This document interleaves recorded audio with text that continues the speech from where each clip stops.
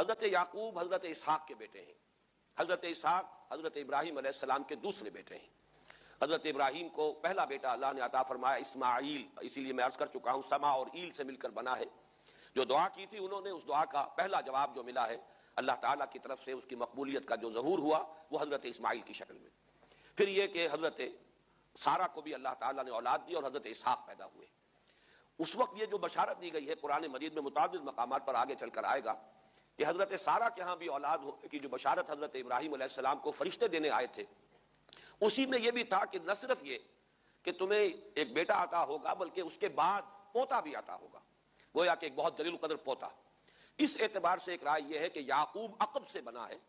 گویا کہ بشارت میں پہلے ہی سے شامل تھا حضرت یعقوب علیہ السلام کا ذکر بھی کہ اسحاق کے بعد اسحاق کے ہاں ایک بہت جلیل القدر بیٹے کی ولادت ہوگی اور اس کا نام یعقوب ہوگا، یعنی اسحاق کے بعد آنے والا، بیٹے کے بعد جو پوتا آتا ہے. لیکن یہود کی رائے یہ ہے کہ حضرت یعقوب پیدا ہوئے ہیں اپنے بھائی عیسو کے ساتھ. یہ تمام بیٹے ہیں حضرت اسحاق علیہ السلام کے. دو بیٹے پیدا ہوئے بیک وقت، جڑواں بھائی. پہلے حضرت عیسو کی ولادت ہوئی ہے اور تورات کے الفاظ یہ ہیں کہ یعقوب اپنے بھائی عیسو کی ایڑیاں پکڑے ہوئے تولد ہوا. تو چونکہ حضرت عیسو کے بعد حضرت یعقوب کی ولادت ہوئی ہے تو گویا کہ اس وجہ سے ان کا نام حضرت اسحاق نے یعقوب رکھ دیا، عقب میں آنے والا، بعد میں آنے والا. بہرحال حضرت یعقوب علیہ السلام کے پھر 12 بیٹے ہیں جن کی تفصیل پوری موجود ہے. یہ تاریخ جو ہے بڑی ریکارڈڈ ہے، اس لیے کہ بنی اسرائیل کی یہ تاریخ جو ہے books of the old testament میں اس کی پوری تفصیل موجود ہے. 4 بیویاں تھیں حضرت یعقوب علیہ السلام کی جن سے 12 بیٹے ہوئے. 3 بیویوں سے 10 بیٹے تھے اور سب سے چھوٹی بیوی سے 2 بیٹے تھے حضرت یوسف اور بنیامین، اور ان دونوں سے حضرت یعقوب علیہ السلام کو بڑی محبت تھی.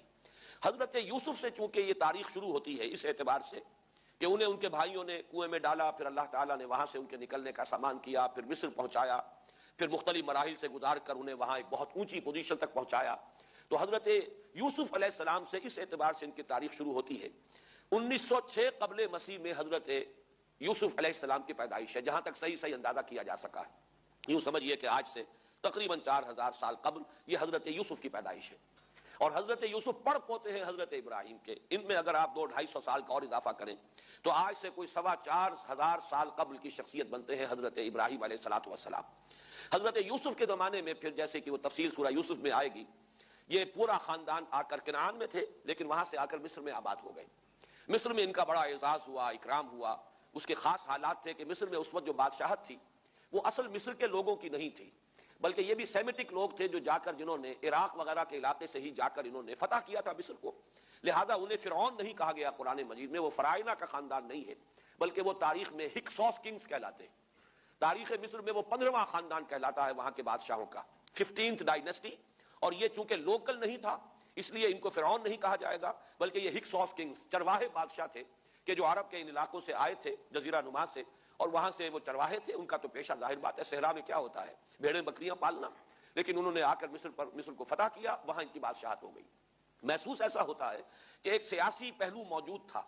وہ جو بادشاہ مصر نے جس طریقے سے اعزاز کیا ہے حضرت یوسف علیہ السلام کا، پھر جو اختیار دیا، جو اقتدار دیا، جو ان کو حیثیت دی، پھر انہیں اجازت دی کہ اپنے پورے خاندان کو بلا لیں، اور پھر مصر کا بہترین جو زرخیز ترین علاقہ تھا وہ انہیں عطا کر دیا کہ یہاں آباد ہو جاؤ. جشن کا علاقہ، یا گوشن بھی کہتے ہیں، جشن بھی کہتے ہیں. یہ جو نائل کا ڈیلٹا ہے کہ جو جا کر آپ کو معلوم ہے کہ دریا جو ہے جب بہت سی شاخوں میں تقسیم ہو جاتے ہیں سمندر میں گرنے سے قبل، تو وہ ڈیلٹا جو ہے زرخیز ترین علاقہ ہوتا ہے. آرٹیفیشل اریگیشن کے اور نظام تو تھے نہیں. جہاں دریا ہی چھوٹی چھوٹی نہروں کی شکل اختیار کر لے وہاں گویا کہ وہ فطری طور پر جو ہے بڑے وسیع رقبے کے اندر اریگیشن ہو سکتی ہے. تو اس ڈیلٹا کے علاقے میں بہترین علاقہ ان کو دیا گیا، وہاں آباد ہو جاؤ. وہاں یہ رہے ہیں گویا کہ پیرزادوں کی حیثیت سے. ابھی ان کے پاس کوئی شریعت نہیں، ابھی کوئی کتاب نہیں ملی، ابھی صرف یہ ایک خاندان ہے، حضرت ابراہیم کی نسل کا ایک خاندان.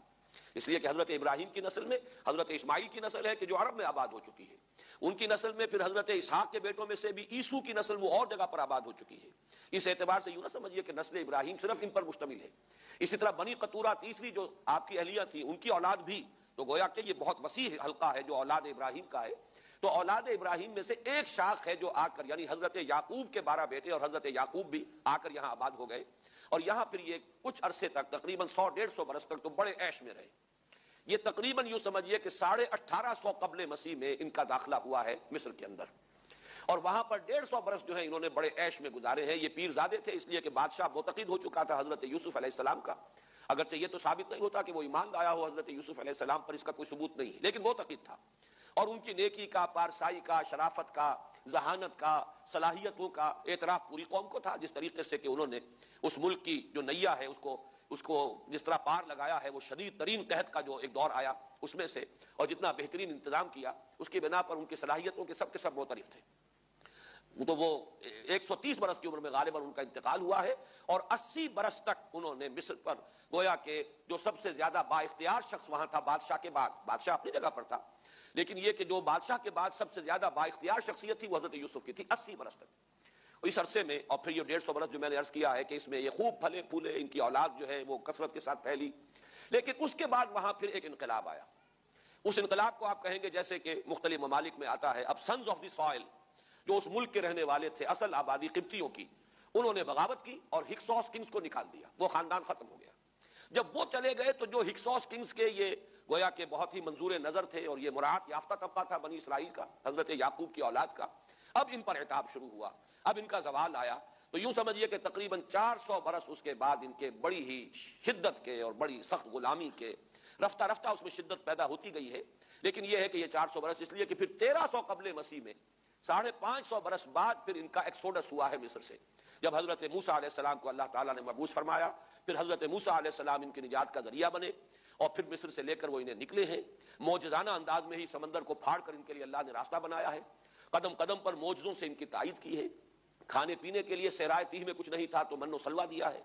پانی پینے کے لیے نہیں تھا تو ایک ضرب سے چٹان میں سے 12 چشمے جو ہیں اللہ تعالیٰ نے بہا دیے کہ 12 قبیلے ہیں آپس میں لڑے نہ، کہیں پانی پینے پلانے پہ جھگڑا اور کہیں گھوڑا آگے بڑھانے پہ جھگڑا، قبائلی زندگی میں یہ بڑا سینسیٹیو ایشو ہوتا ہے، لہذا قد علم کل اناس مشربہم، ہر قبیلے کے لیے ایک گھاٹ معین ہو گیا، تمہارا چشمہ یہ ہے، تمہارا چشمہ یہ ہے، ایک ضرب سے 12 چشمے پھوٹ گئے۔ پھر انہیں وہاں کوہ طور کے قریب پڑاؤ ڈال کر ان کو وہاں چھوڑ کر حضرت موسیٰ علیہ السلام جو ہے اللہ تعالیٰ کی طلبی پر کوہ طور پر گئے ہیں، وہاں تورات عطا ہوئی ہے۔ تو تورات کے عطا کیے جانے کے بعد اب سمجھیے کہ اب ان کی حیثیت ایک امت کی بن گئی، کتاب پر امت کی تشکیل ہوتی ہے، یہ امت مسلمہ قرآن مجید کی بنیاد پر امت ہے، جب یہ کتاب دی گئی ہے اس کی بنیاد پر ایک شریعت دی گئی ہے، کتاب دی گئی ہے، کتاب ہدایت ہے، تو اس نے امت کی شکل اختیار کی۔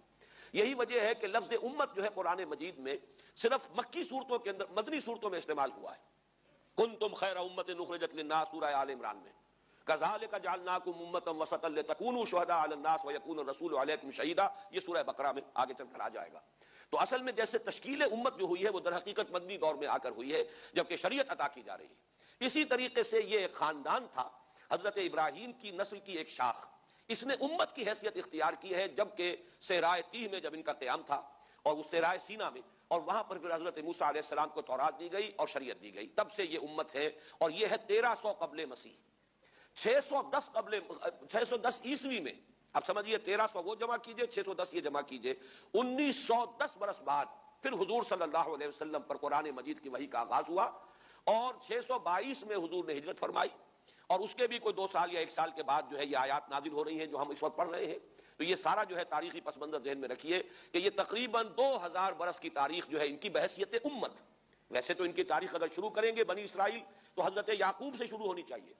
اور وہ اس سے زیادہ ہو جائے گی طویل، لیکن در حقیقت امت کی حیثیت سے ان کی تاریخ 2000 برس کی شمار ہوگی کہ 1300 قبل مسیح میں جب ہجرت کی ہے حضرت موسیٰ علیہ السلام نے اپنی قوم کو لے کر مصر سے، اور جب صحرائے سینا میں آئے ہیں، سینائی پیننسولا میں، اور پھر کتاب ملی ہے، تورات عطا کی گئی، شریعت عطا کی گئی، تب سے اس کا امت کی حیثیت سے آغاز ہوا۔ ایک بات اور نوٹ کر لیجئے، ان کو امت مسلمہ کیوں نہیں کہا گیا؟ اس کے لیے اس کا ایک سبب ہے۔ در حقیقت امت مسلمہ کا لفظ یا خیر امت یا امت کا لفظ جو ہے اس موجودہ امت کے لیے اس لیے استعمال کیا گیا ہے کہ یہ امت کسی ایک نسل پر مشتمل نہیں ہے، یہ امیین اس کے نیوکلیس ہے،